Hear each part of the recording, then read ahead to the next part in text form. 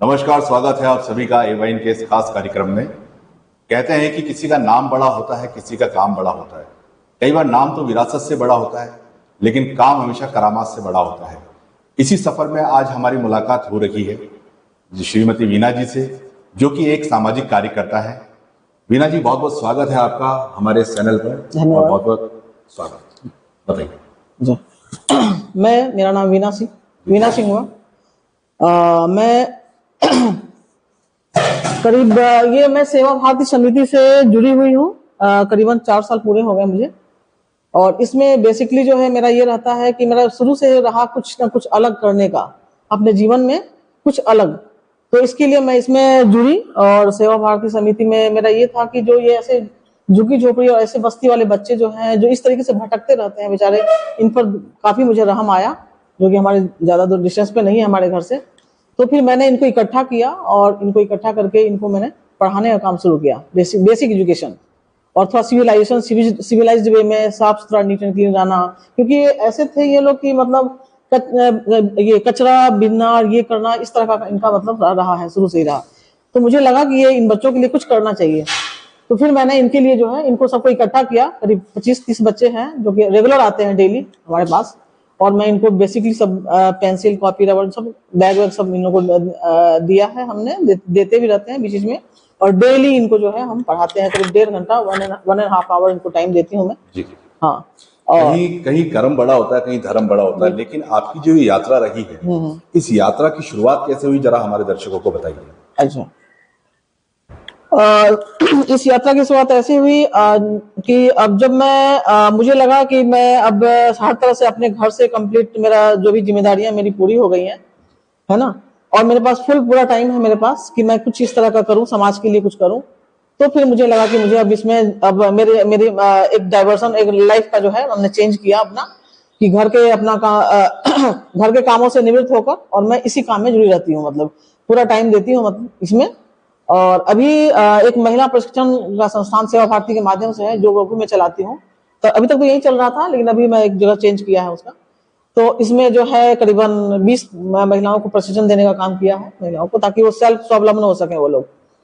मैं अपने तमाम दर्शकों को बता दूं कि श्रीमती वीना जी जो हैं एक सामाजिक कार्यकर्ता हैं और पिछले कई समय से ये भारत रक्षा मंच और सेवा भारती समिति जैसी संस्थाओं से जुड़ी हुई है और लगातार लोगों के जीवन में बदलाव लाने को लेकर अथक प्रयासरत काम कर रही है। तो हम इनसे जानेंगे कि शिक्षा के दौरान इनकी किस तरह का जीवन रहा और कैसे इन्होंने अपनी शिक्षा ग्रहण की और उनके बाल्यकाल के बारे में जानने की कोशिश की। जी बताइए। बाल्यकाल तो मेरा बेसिकली, मैं बिहार पटना से बिलोंग करती हूँ और हमारा जो बेसिक एजुकेशन स्टार्टिंग सब वहीं से हुआ है, हमारा पटना से। जी। और पटना से पहले मतलब यानी कि 7th 8th तक तो मैं एक गांव से मैंने अपनी पढ़ाई पूरी की है। 8th तक तो वहाँ पढ़ाई किया, जो कि हमारे खगड़िया डिस्ट्रिक्ट में पड़ता है, महद्दीपुर सोंढिया, वहाँ Harivansh Rai Bachchan senior secondary school Mahaddipur Sondhiya का है। वहीं से हमारा बेसिकली बचपन का और शुरू का जो ये एजुकेशन रहा वहीं से स्टार्ट हुआ और करीब 9th तक मैंने वहाँ पढ़ाई पूरी की। उसके बाद फिर पटना हम आ गए और पटना में हमारा जो है 9th और 10th हमने पूरा किया यहाँ पे। यहाँ आपका जो है government girls high school Anisabad Gardanibagh से हमारा 10th पूरा हुआ। उसके बाद हमने इंटर की पढ़ाई जो है गवर्नमेंट गर्ल्स कॉलेज अनिशाबाद से की। और उसके बाद फिर जो है उसके बाद ग्रेजुएशन जो है हमने कॉमर्स कॉलेज ऑफ पटना से किया, है ना। हाँ, तो हम ये जानना चाहते हैं कि जिस तरह से आप आज जिस तरह से संस्थाएं चला रही हैं और जिस तरह से समाज की जागरूकता के लिए, भलाई के लिए आप काम कर रहे हैं, हमारे दर्शकों को ये भी जानना होगा, क्या शिक्षा के दौरान शुरू से आपकी इस क्षेत्र में रुचि रही है? उस दौरान कुछ आपके द्वारा किए गए कार्यों के बारे में अगर कुछ बता पाए।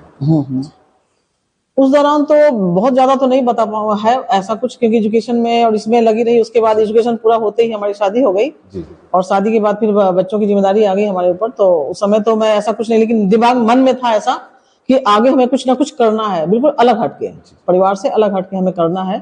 फिर हमने जो है यहाँ पे टीचिंग जॉब को भी ज्वाइन किया। मैंने करीबन कोटा खुला विश्वविद्यालय से बीएड कंप्लीट किया। यहाँ आने के बाद मैं 89 में यहाँ राजस्थान आ गई हूँ बिहार से, और 89 से लगातार मैं यहीं पे हूँ। करीब 10 साल हमने कोटा में बिताए और उसके बाद बाकी का टाइम जो है यहाँ जयपुर से हूँ।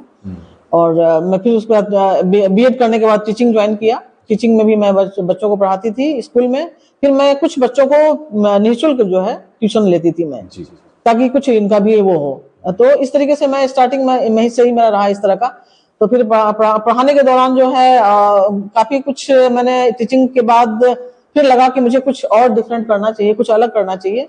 तो फिर हमारे घर की जिम्मेदारियां जैसे ही पूरी हुई वैसे ही हमने जो है अपना एक संस्था से जुड़ने का मैं जुड़ी, जैसे सेवा भारती समिति से जुड़ी, जिसमें कि मैं बच्चों को और महिलाओं को प्रशिक्षण दिलाने का काम करती हूँ। इसके अलावा जो है जैसे इनका ये भी करती हूँ कि इनको जैसे कुछ काम की जरूरत होती है कि इनको कुछ इस तरह का, तो इनके लिए मैं जैसे कुछ मंगोड़ी पापड़ बना, जैसे कुछ महिलाएं हैं जो कि मंगोड़ी पापड़ बनाती हैं, कुछ है कि थैले बैग्स वगैरह बनाती हैं। इस तरीके से जो है तो इनको हमने जोड़ा और ये जो है मंगोड़ी पापड़ का भी मैंने काम किया और इन महिलाओं के माध्यम से ये सेल होना शुरू हुआ, इनको कुछ इनकम भी शुरू हो गया। और जो सिलाई का काम है, सिलाई के माध्यम से महिलाओं को जो है मैं कपड़े सिलवाने का, कपड़े कुछ देने का काम किया, कुछ नए कपड़े, ताकि ये सिल के जो है कुछ अपना सेल कर सकें और कुछ इस तरीके से हमने अपना मेरा ये रहा। आज के दौर में जहां एक पारिवारिक जिम्मेदारियों को निभाते हुए एक महिला के लिए बखूबी मुश्किल हो जाता है अपने परिवार के अंदर जीवन यापन कर पाना, ऐसे में इस कदर काम करना और आगे निकलकर काम करना एक बहुत बड़ी मिसाल है। मैम ये जानना चाहेंगे कि पारिवारिक सहयोग किस तरह से मिला आपका और सर को कैसे सर ने आपको मतलब कि सपोर्ट किया इन सब चीज़ों में, उसके बारे में बताएं। हाँ, उनका फुली काफी उनका योगदान ये रहा, बहुत उनका ये पॉजिटिव रहा इस चीज के लिए। कभी ये नहीं किया कि नहीं ये मतलब समाज के लिए नहीं, क्यों इस तरह का काम करना है या टाइम वेस्टेज ऑफ टाइम है, ऐसा कुछ नहीं। फुली कंप्लीट सहयोग देते रहे, तभी तो मैं यहाँ तक पहुंची हूँ। क्योंकि कहीं भी जाना हुआ कुछ हर तरह से मतलब सपोर्ट करते रहे, साथ में चलना ये करना, तो उनका तो काफी सपोर्ट रहा। बगैर सपोर्ट के तो परिवार घर से कोई महिला बाहर इतना नहीं कर सकती है, इसका तो बहुत रहा हमारा। जैसा कि हम ये और जानना चाहेंगे हमारे तमाम दर्शक कि आज की तारीख में कितने लोग आपसे जुड़े हैं और ऐसे कोई लाभान्वित परिवार जिनको आपके इस संस्था से लाभ मिला हो, उसके बारे में थोड़ा बता पाएंगे। करीबन 200 से 250 महिलाएं जुड़ी हुई हैं हमारे साथ इस संस्था से।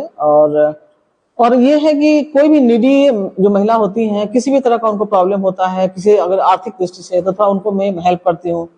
और जैसे किसी भी तरह का उनको प्रॉब्लम हुआ, मकान नहीं मिल रहा है, ये नहीं हो रहा है काफी, या कुछ हमारे घरेलू स्थिति ऐसी है कि कुछ हमें काम कुछ ऐसा हो जिससे मैं अर्न कर सकूं, तो उनको मैं काम दिलाती हूँ। नहीं होता है तो मैं खुद अपने खर्चे से भी उनका जो है वो करती हूँ। जैसे कि एक है यहाँ पे एक सुमन जोशी करके हैं, उनको काफी दिक्कत हो रही थी, तो हमने काफी उनको हेल्प किया और काम भी दिलाया है। तो आज वो कम से कम जो है अपने बच्चों के साथ अच्छे से अपना निर्वाह कर रही हैं और बहुत हमें कभी भी मतलब जो है हर समय रेडी रहती हैं। हर समय रेडी होंगे तो करीबन 150-200 महिलाएं हैं जो कि मैं आज फोन करूँ तो पहुंच जाए हमारे पास। जी। और बीच में जैसे कभी हमारे पास सेवा भारती समिति की तरफ से हमारे जैसे कंबल वगैरह बांटने का, कंबल हो गया, कपड़े वगैरह हो गए, बहुत सारी चीजें आते रहती हैं। तो मैं इन नीडी जो महिलाएं हैं इनको ही मैं ज्यादातर इनको देती हूँ मैं। और कभी कुछ इस तरह का जैसे खाने पीने का कुछ सामग्री, जैसे अभी कोरोना के काल में जो है बहुत सारी सामग्रियां आती थी, तो मैं स्पेशली उनको जो है उनके लिए उनको बुलाती थी और उनको जो है देने का काम करती थी। तो जितना हो सके, जितना हो सकता था इनके लिए मैं करती हूँ, तभी वो आज हमारे साथ हैं। और वो कभी भी जो है मना नहीं करती और कहती हैं कि नहीं, आप जो इसी तरह से मुझे और प्रोत्साहित करते हैं कि आप ऐसा काम और भी करें और जुड़े और बहुत अच्छा आप काम करें, ताकि हम पीछे से हम भी आपके साथ साथ जो है आपको भी सपोर्ट करें और हमारा भी भला हो। जी। ये हमेशा इनका रहता है। एक समाज सुधारक के तौर पर जब एक महिला उभर के आती है तो वो बखूबी अपने इस काम को अंजाम दे सकती है। रोक दीजिए। एक समाज सुधारक के तौर पर जब एक महिला उभर के आती है तो बखूबी अपने काम को ठीक से कर पाती है। इसके कारण बहुत सारे हैं। अगर आप इसको इस दृष्टिकोण से देखें कि एक माता, एक गृहिणी अपने परिवार को बखूबी अच्छी तरह से मैनेज कर लेती है, उसी तरह से श्रीमती वीना जी इस कार्यक्रम में जुड़ी है। लेकिन हम ये जानना चाहेंगे कि हर कार्य के पीछे एक प्रेरणा होती है, तो आपकी प्रेरणा के स्रोत कौन है, अगर दर्शकों को बता पाएं। मैं क्या है करीब 22-23 साल हो गए मैं एक सहयोग से जुड़ी हुई हूँ परम पूज्य श्री माता निर्मला देवी से, जहाँ पर कि जिस माध्यम से 22-23 साल हो गए मैं मॉर्निंग और इवनिंग 2 मेडिटेशन का हमारा काम होता है। तो मेडिटेशन के माध्यम से मुझे लगा कि मुझे प्रेरणा स्रोत तो मेरी माता जी को ही दूंगी मैं, क्योंकि वहीं से मुझे ज्यादा प्रेरणा मिली है कि मतलब जो है अपने लाइफ को किस तरीके से जीना चाहिए, एक शांत और बिल्कुल एक हैप्पी लाइफ जीने का जो उन्होंने माध्यम दिया है, और एक मतलब उनका ये है कि मतलब बिल्कुल स्वस्थ जीवन और हैप्पी लाइफ। तो ये मुझे प्रेरणा वहीं से मिली है, और काम करने की प्रेरणा भी मुझे अपने गुरु से ही मिला है, ये कहना चाहूंगी। हम आपके लोगों में लगातार देखते हैं कि उसमें स्वास्थ्य भी शामिल है, शिक्षा भी शामिल है, स्वावलंबन भी शामिल है, और सामाजिक तौर पर जिस तरह की लोगों को जरूरत है वो सब कुछ चीजें शामिल है। तो इसमें थोड़ा सा और अगर आप बता पाएं कि इसके लिए आप किन किन लोगों से मिलते हैं, किस तरह से इस काम को पूरा अंजाम देते हैं, किस तरह की चुनौतियां आती है आपके इस काम के दौरान, वो बताइए। मैं इसके लिए टाइम टू टाइम जो है महिलाओं से जो है मिलती रहती हूँ, जो भी नीडी महिलाएं हैं उनके पास जाती हूँ, उनसे बात करती हूँ, कोई प्रॉब्लम तो नहीं है किसी तरह का। और तो वो लोग सारी बातें अपने घर का शेयर करती हैं कि हमें हमारे बच्चों को पढ़ाना है, तो कोई एडमिशन करवाना है किसी स्कूल में, तो मैं स्कूल में एडमिशन कराने में हेल्प करती हूँ उनका। बच्चों की उनकी शादी के लिए जो है, अगर उनको लगता है कि शादी के लिए मुझे कुछ चंदा इकट्ठा करके कुछ हमें देना है, तो वो भी मैं करती हूँ इस तरीके से, ताकि उनको जो है थोड़ा भार कम हो, तो उनका बच्चों का इस तरीके से। और बाकी तो कमाने खाने वाले हैं तो वो तो कर लेते हैं, बाकी इस तरीके का हेल्प मैं करती हूँ, और लगभग मिलती रहती हूँ इन लोगों से। बीच में टाइम टू टाइम इनसे मिलना जुलना होता रहता है, और मीटिंग करती हूँ इनके साथ में, महिलाओं को इकट्ठा करके मीटिंग करना, और उनके साथ जो है क्या प्रॉब्लम है, उनकी समस्याओं को सुनना और उनको सॉल्व करने की कोशिश करना, जितना हो सके हमसे वो करती हूँ मैं। आपका एक भारत रक्षा मंच है जो पिछले विगत 10 वर्षों से आप उससे जुड़ी हुई हैं, उनमें क्या काम होता है, किस तरह से रक्षा या सुरक्षा, किस ध्येय से इसको आप बता पाएंगे? भारत रक्षा मंच एक ऐसा संगठन है जो कि मतलब सनातन धर्म, हिंदू धर्म को यूनाइट करने का काम है इसमें कोई भी जैसे बाहरी कोई भी लव जिहाद या इस तरीके के गलत उसमें जो है कोई लड़कियां फंस जाती हैं, तो उनको देखना ढूंढना, अगर आस पड़ोस में ऐसा है तो उनके पास जाना, उनको समझाना है ना कि ये जो है गलत है, ये मोहम्मदन और क्रिश्चियनिटी बना रहे हैं लोग, और ये शादी करके आप इस तरीके से अपना प्रलोभन देके उनको अपने धर्म में शामिल कर रहे हैं। तो उनसे इनको अवगत कराना कि ये गलत है, उनके उसमें मत जाओ, और अपने हिंदू धर्म को यूनाइट रखना है, जिस तरह का अभी चल रहा है जिस तरह का।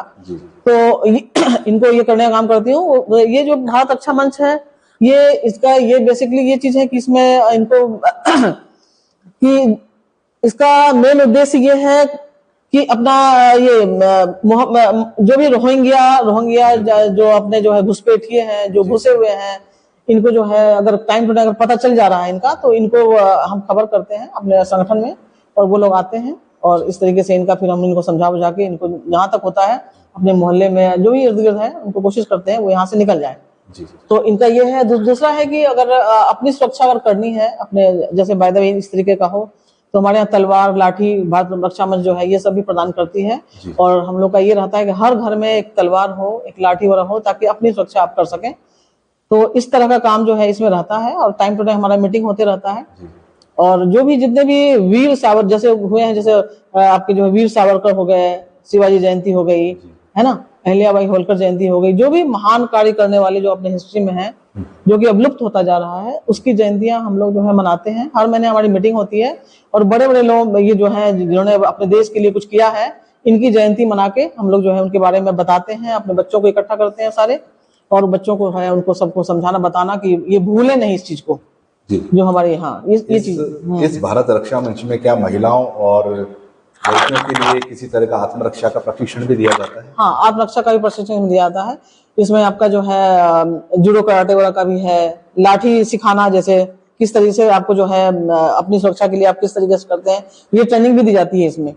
ये ट्रेनिंग भी हमारी होती है, और लड़कियों को देते हैं, हम गर्ल्स को देते रहते हैं ये सब, और बॉयज को भी देते हैं। जैसे कोई पार्क वगैरह है वहां इकट्ठा हुए और इनको देते हैं और समझाते हैं सब कुछ, कि पहले अपनी सुरक्षा भी बहुत जरूरी है। उसके अलावा जो है अपने को इन मोहम्मदन्स जो इस तरीके से घुसपैठिए जो आ रहे हैं, इनका कोई भी सामान लेना करना बिल्कुल नहीं है, अपना बहिष्कार करना है, जितना हो सके हमें बहिष्कार करना है, ताकि हमारी हिंदू एकता जो है कायम रहे, और हमारा भारत जो है वो हिंदू एकता से ये रहे। इसमें ये जो आके जो है बाहर से जो अलग कंट्री से आके जो है ये हमारे को ये यहाँ हिंदुइज्म में ये डिस्टर्बेंस कर रहे हैं ये लोग, तो इनसे हमें बिल्कुल वो रहना है, दूर रहना है, ये हमारी रहती है, हमारा ये ध्येय रहता है।